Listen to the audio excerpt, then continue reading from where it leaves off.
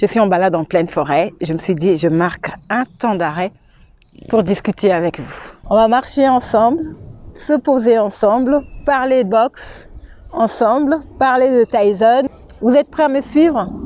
On y va. Quelle est la première idée qui vous vient à l'esprit quand vous regardez la boxe anglaise?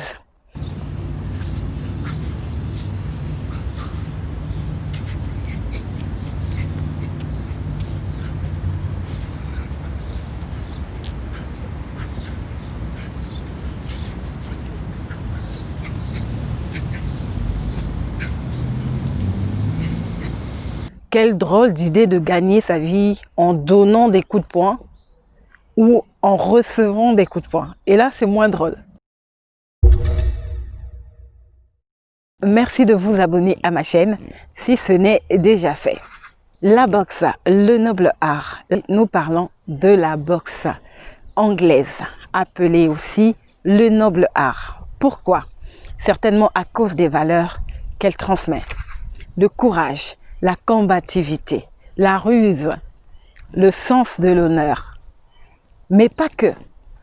Par rapport aux valeurs que nous vous avons présentées, par rapport à ces valeurs, pourquoi est-elle devenue noble art? C'est grâce au marquis de Queensberry, John Sholto Douglas, l'homme à qui on doit les règles de la boxe, qui a décidé donc de sortir des jeunes de la mouise, leur permettre d'atteindre une certaine noblesse, gagner leur vie en donnant des coups de poing, mais avec des règles préétablies. C'est vrai que dans la boxe anglaise, les grands champions que nous avons connus sont beaucoup plus d'origine américaine. Mohamed Ali,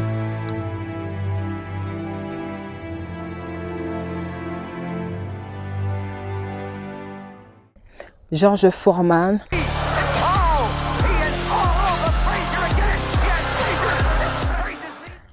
Joe Frazier,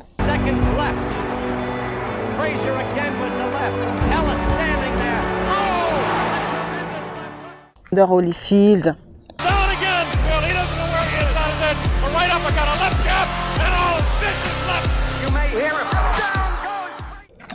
Mike Tyson,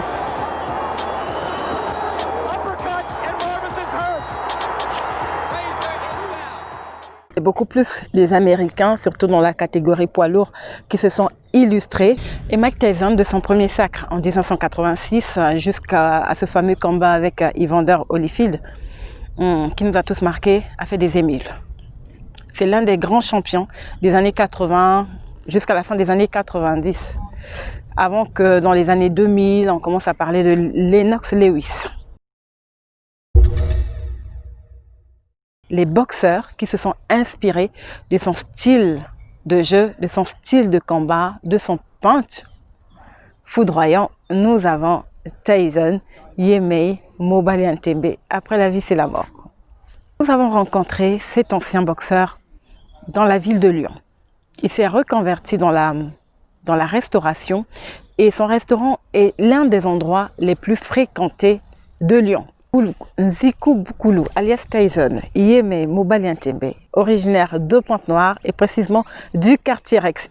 Tyson est originaire de Pointe-Noire. C'est un bagarreur de rue, un enfant de Rex qui aime donner des coups de poing. Il est passionné de boxe, il est passionné de moto, il est passionné d'arts martiaux. Jusqu'à ce qu'un jour, il suive ses amis déjà pratiquants de la boxe anglaise. Et là, il s'intègre. Il se retrouve bien dans ce milieu, il devient champion. Il est mieux placé pour vous conter cette histoire. On ne peut pas passer à Lyon sans visiter ce restaurant. Yemei.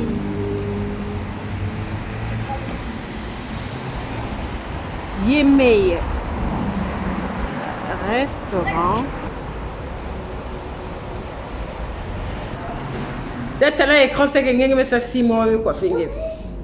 Bon, passion de la boxe, c'est arrivé. Je sais, moi, quand à l'époque, je réparais des motos, c'était mon métier. Voilà. Après, j'avais des amis qui faisaient la boxe. J'ai dit, bon, pourquoi pas. Bon, déjà, j'avais une violence dans le quartier, sans faire la boxe déjà. C'est le quartier Rex qui t'influence, voilà, les cinémas et tout. Ouais, le cinéma, toujours bagarre, tout. Après, voilà, on est rentré dedans, après c'est parti. Hein. Après, Qu'est-ce qui fait par rapport à votre notoriété dans la boxe congolaise, que vous arriviez en Europe, hormis l'âge, le facteur âge, qu'est-ce qui fait que les boxeurs congolais en Europe aient du mal à s'acclimater, à rentrer dans l'arène, à se faire un nom dans le système? bon, surtout, c'est au fait quand on arrive, le temps d'avoir les papiers, le temps, tout ça. Et après, au fait, il faut bien tomber, au fait. Parce qu'il y a des clubs, même moi, j'étais arnaqué, hein, moi, j'ai arnaqué, moi, je ne vous mens pas, je suis passé professionnel. Je peux dire que je n'ai pas gagné des sous sur ça, parce que le club qui m'a donné l'appart m'a logé, nourri. Et après, tu vois, dans le contrat, il joue. Il joue. Voilà. Donc, moi-même, je vous parle, j'étais arnaqué. Voilà. Sinon, si j'étais arrivé à 18 ans ici, non. Quand je vois des champions du monde, parfois, je pleure. Alors, avec quel adversaire avez-vous combattu qui vous est resté à l'esprit jusqu'à aujourd'hui? Quand vous pensez à ce combat, vous dites, là, c'était vraiment Tyson, j'avais la rage. Ouais, bon, ça, c'est en Angola, ça. Quand je suis parti en compétition en Angola, pour la première fois que je prends comment on peut dire ça en boxe, j'ai pris un crochet qui m'a toujours marqué jusqu'à aujourd'hui. Donc après, bon, il m'a gagné au point, parce qu'après j'ai relancé, mais voilà, c'était le coup là qui m'avait fait fatiguer. J'ai de très près le sport congolais, la boxe en particulier. Oui, parfois, à chaque fois que je pars au pays, j'organise des galas. Je fais tout voilà, pour que d'autres générations soient... Parce qu'il n'y a que le sport en fait. Il n'y a que le sport, tu vas voir même des présidents de la République, tout le monde fait le sport. Et vous basez même en Europe, c'est le sport. Parce que vous ne pouvez pas prendre des gens pour suivre une formation, tout. Mais le sport peut t'amener plus loin. La boxe, sincèrement, ça m'a aidé pour venir en Europe et j'ai travaillé au casino Machine à Sous à Renoir.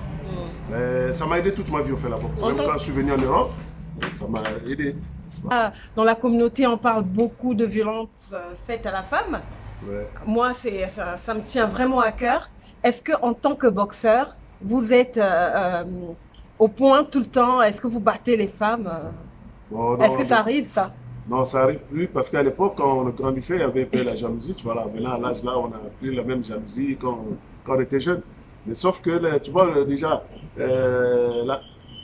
quand vous pratiquez la boxe, mais vous n'avez pas le droit de taper une femme ou de taper quelqu'un, en fait. C'est interdit. C'est interdit. C'est pour cela, moi, il y a des gens qui rigolent avec moi et c'est tout. Mais voilà, moi, je le promets, c'est au bled. Moi, je correctionne correctement.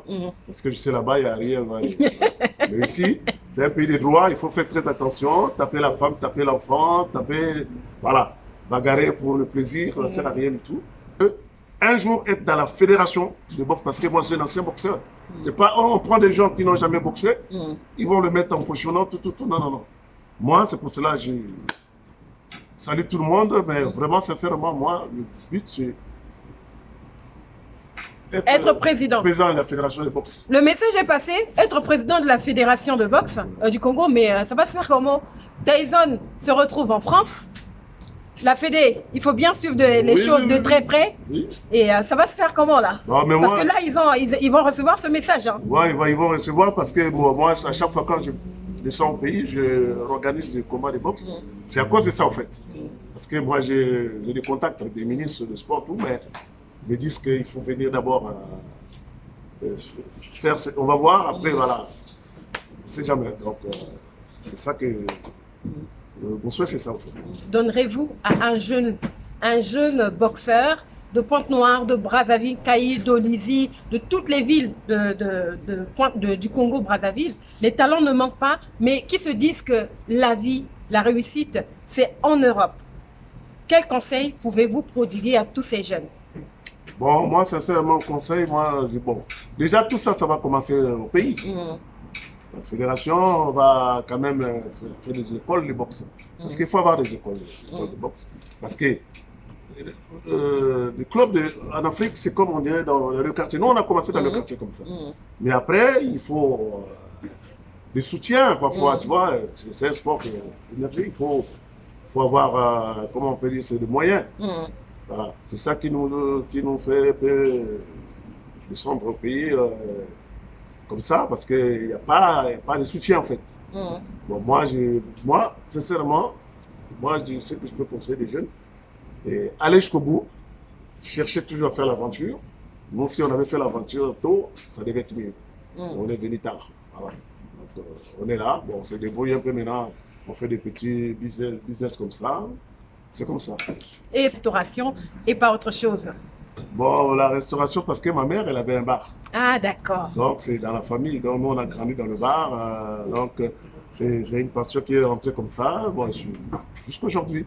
Dans le sport congolais, on parle souvent des fétiches. Et on dit, vous, les gens de Pointe-Noire, surtout avec l'océan et tout, vous aimez les fétiches.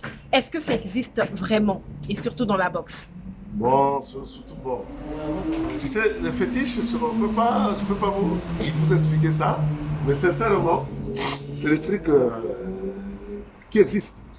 Voilà. Et vous y avez déjà touché ou pas? Si on a fait beaucoup de gens connaissent Tyson, parce que j'étais parmi les plus beaux boxeurs congolais. Ah, d'accord. Donc, même si tu me regardais, tu disais, mais non, c'est pas lui Tyson. Mais parce que, en fait, il y avait toujours des trucs aux familles. Mais moi, c'est surtout la famille qui avait tout ça. Alors, moi, la force, c'était vraiment, il y avait un truc familier. Parlons un peu maintenant de votre fils. Ouais. Il est où actuellement, le champion? Bon, le champion actuellement, il est au Maroc, parce que lui, il habite au Maroc, en fait. Bon. On recevra ici, on l'attendra et puis on va faire une grande émission avec ce champion congolais de la boxe thaï, Chris Boussou. Ouais. Et avez-vous rêvé d'un combat avec Mike Tyson? Si. Quand je boxais à l'époque, je disais qu'une fois arrivé en Europe, peut-être je pouvais essayer. Voilà. Dans la même catégorie? Même catégorie, oui, parce que j'ai boxé dans le poids lourd, moi. C'est dans le lourd. Donc, je pouvais aussi le coincer. Hein. Le coincer, le battre? On ne sait jamais. Parce que lui, il va reprendre là. Parce que s'il entend ce message, il va venir ici. Hein. Bon, mais s'il vient, mais je suis prêt, parce que là, maintenant, il n'y a plus l'âge pour boxer. Hein. Voilà, l'essentiel que tu t'entraînes, tu décolles. Hein. 3 secrets à donner aux sportifs congolais, aux boxeurs. Bon, c'est beaucoup d'entraînement. C'est le seul secret. L'entraînement. À fond. L'entraînement. L'entraînement, à fond.